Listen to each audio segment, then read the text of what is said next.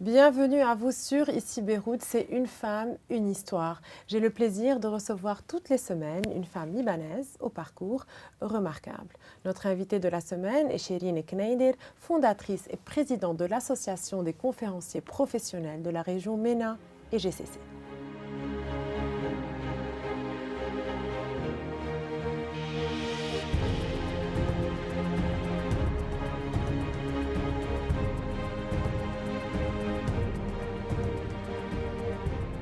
Merci d'être avec nous, Chérine.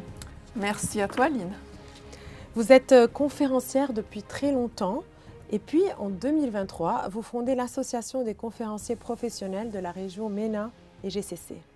Alors j'ai envie de vous demander, comment devient-on conférencier professionnel? Alors, tout d'abord, il faut savoir que pour devenir conférencier professionnel, il faut, à juste titre, deux choses.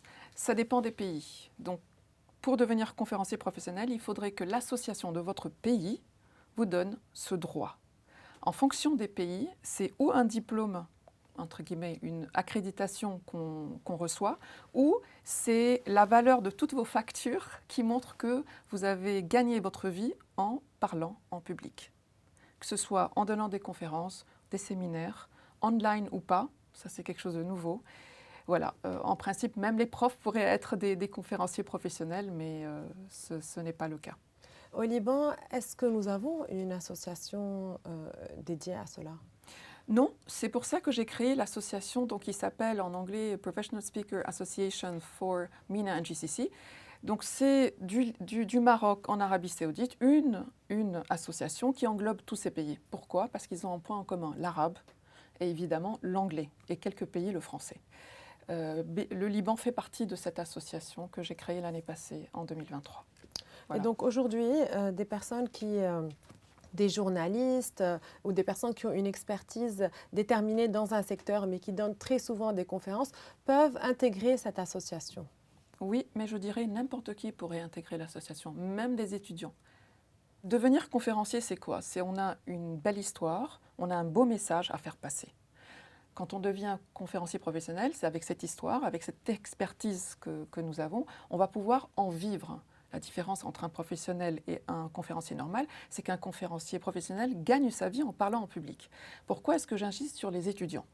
Parce que la nouvelle génération, c'est bien les étudiants qui sont aujourd'hui entre 15 et 18 ans et ceux qui sont à l'université. Il n'y a rien qui fait pour ça. C'est-à-dire qu'à l'université ou à l'école, il n'y a pas une matière qui enseigne de prendre la parole en public. Aussi simple que ça. Notamment dans les écoles francophones. Ça veut dire que dans le système américain, la prise de parole est très importante. On la voit moins dans les établissements francophones. Oui, mais je ne pense pas qu'il y ait un cours, même chez eux, qui est dédié à ces jeunes personnes qui sont vraiment, mais vraiment bons à parler en public. Et ils ne savent pas, on ne sait pas aujourd'hui que n'importe qui, que ce soit, je vais un peu vous choquer, Lynn, mais que ce soit même une personne, un concierge, une femme de ménage, un médecin, un avocat ou même une mère au foyer, peut devenir conférencière professionnelle ou conférencier professionnel. Qu'est-ce qui empêche, si on est expert dans une matière et qu'on peut aujourd'hui influencer les autres, c'est à travers une prise de parole qui doit être évidemment étudiée, on doit apprendre ce métier. C'est un métier à plein temps. Et aujourd'hui, personne ne sait que, très peu de personnes en tout cas dans le monde savent que c'est un métier à plein temps. Il y a une seule fédération mondiale qui s'appelle GSF, donc Global Speaker Federation. Et au-dessous, nous avons des petits soldats, donc nous avons les associations de chaque pays. Aujourd'hui, je pense que la GSF englobe uniquement 17 ou 18 pays. Nous avons parlé de comment intégrer l'association. Qu'offre cette association aux personnes qui adhèrent? Voilà, bon, alors disons que quelqu'un paye un abonnement. En contrepartie, il y a quelque chose, d'accord? On est bien d'accord. En général, en contrepartie, nous avons quelque chose qui s'appelle un programme éducatif. C'est-à-dire qu'on ne va pas donner des stages de formation, mais chaque membre qui vient devrait redonner à la communauté 1 heure de son expertise. D'accord. Donc ce qui fait à la fin, on a pas mal de cours gratuits qui sont pour les étudiants, pour les personnes intéressées. Nous avons les étudiants, première. Puis nous avons quelque chose que j'appelle les explorers, les explorateurs. C'est-à-dire qu'il y a des gens qui ne savent pas ce que c'est, qui rentrent dans l'association pour un peu comprendre comment ça se passe. Puis nous avons des conférenciers qui ne sont pas encore professionnels, puis nous avons des conférenciers professionnels, et puis nous avons des membres honoraires. C'est-à-dire que je viendrai dire à Lynn, Madame, vous nous feriez le plaisir de devenir membre de l'association. Pourquoi? Pour avoir un porte-parole, pour que les gens entendent parler de nous. Voilà, aujourd'hui, c'est comme ça que ça se passe.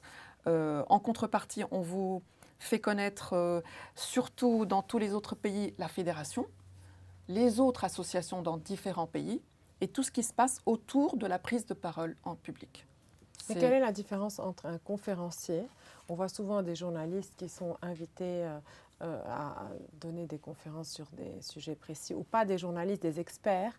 Quelle est la différence entre un conférencier professionnel et un conférencier tout court? Alors, un conférencier professionnel, c'est quelqu'un qui, de un, fait partie d'une association.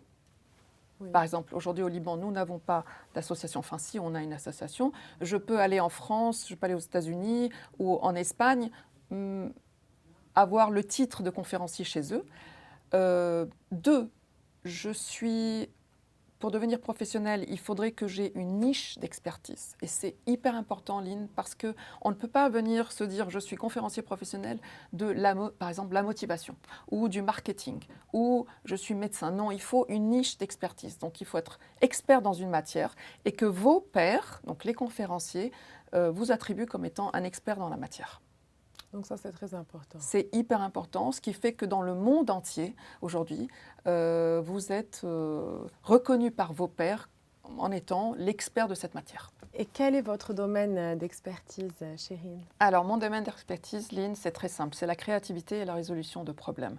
Issu, et c'est très important, des neurosciences appliquées. C'est-à-dire comment fonctionne le cerveau. Et tout ça, il faudrait que la créativité et la résolution de problèmes coûtent pas cher, qui ne coûte pas cher. C'est-à-dire que c'est très beau de dire oui, je suis créatif, oui, il faut vous réinventer, vous devez payer des tonnes de sommes. Maintenant, il faudrait que ce soit, je suis connue pour avoir beaucoup de créativité avec très peu de budget. Donc ça, c'est très intéressant aujourd'hui. Surtout aujourd'hui. Pour résoudre des problèmes. Vous m'avez parlé de neurosciences. Et donc, vous avez fait une formation dans ce domaine-là, ou bien comment cela se passe? Ça fait 14 ans que je suis des formations de neurosciences appliquées, on est bien d'accord. Donc, comment fonctionne le cerveau et comment on peut l'appliquer dans la vie de tous les jours. Voilà, c'est pas de la psychologie, c'est appliqué sur des neurosciences. Donc c'est ce que vous utilisez essentiellement pour résoudre les problèmes auxquels vous êtes confrontés, et surtout pour trouver des solutions lorsqu'on vient vers vous pour demander des solutions, parce que vous travaillez aussi en parallèle avec les conférences dans ce domaine-là. Tout à fait. Par exemple, si une entreprise m'appelle pour résoudre un problème, il n'arrive pas à trouver de solution, je leur explique un peu comment est fait le cerveau, enfin pas le cerveau, mais un peu la logique de la pensée, et on arrive très très vite à des solutions. Aujourd'hui, les neurosciences appliquées, on pense tout savoir, mais au fait, on ne sait rien du tout. Et donc, on est aussi en train de tâter et d'avancer avec les recherches.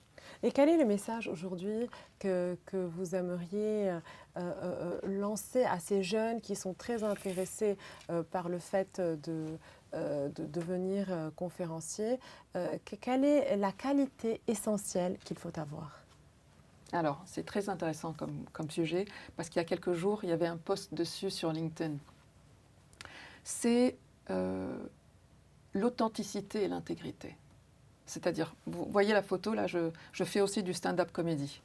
Je suis conférencière, je dis toujours, je suis conférencière le matin et je fais du stand-up le soir. Quel est le point en commun?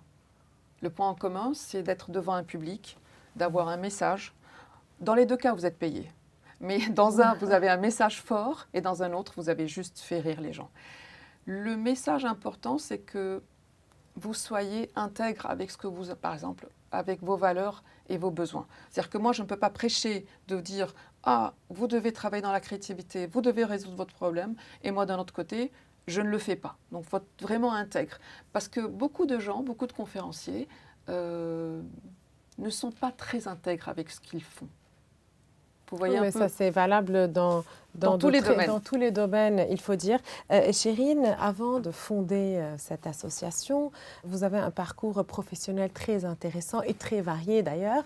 On va revenir un peu au début. Donc, vous étudiez l'architecture d'intérieur à Paris.